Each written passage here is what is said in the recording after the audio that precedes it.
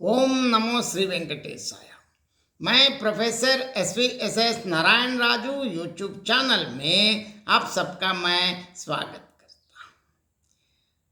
आधुनिक हिंदी साहित्य के अमर काव्यों में एक कामायनी और कामायनीकार जयशंकर प्रसाद द्वारा रचित इस काव्य में आशा सर्ग से संबंधित विभिन्न पदों की व्याख्या की इस श्रृंखला में आज मैं और एक पद की व्याख्या करने जा रहा हूं।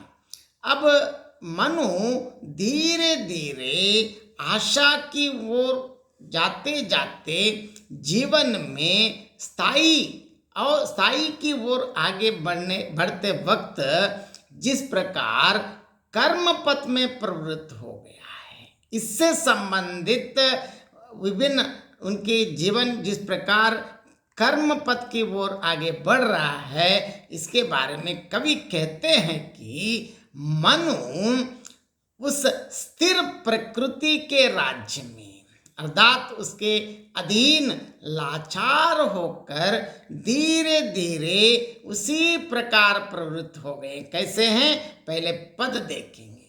उस एकांत नियति शासन में चले विवश धीरे धीरे, एक शांत स्पंदन लहरों का होता जो सागर तीरे। पहले शब्दार्थ देखेंगे। नियति शासन प्रकृति का राज्य, विवश लाचार, स्पंदन हलचल, गति, तीरे किनारे पर। देखिए इस पद में जयशंकर प्रसाद जी मनु के बारे में क्या कह रहे हम देखेंगे।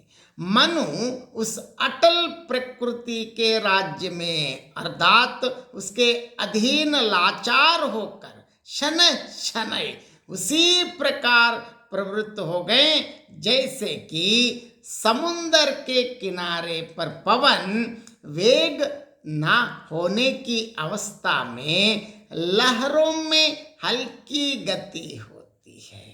तात्पर्य यह है कि यद्यपि मनु अत्यंत असमंजस में अपने जीवन की दिशा निर्धारित नहीं कर पा रहे थे, तथापि प्रकृति ने स्वयं उन्हें कर्म मार्ग में प्रवृत्त कर दिया।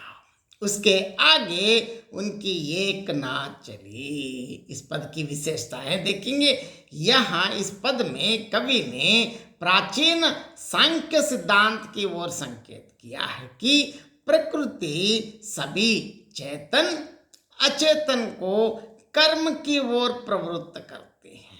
इसके लिए हमारे लिए हमेशा भगवत गीता को भी हम याद करते हैं। गीता में क्या कहा अब हम देखेंगे।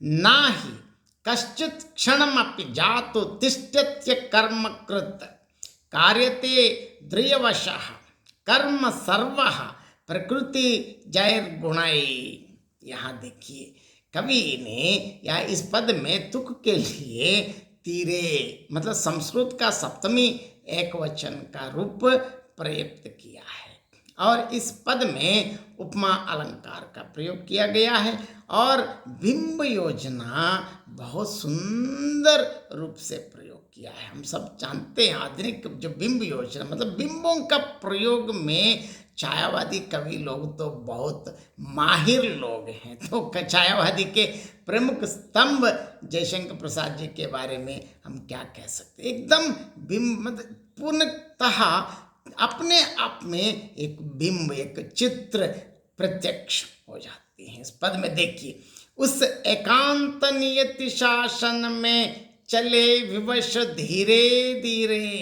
एक शांत स्पंदन लहरों का होता जो सागर तीरे।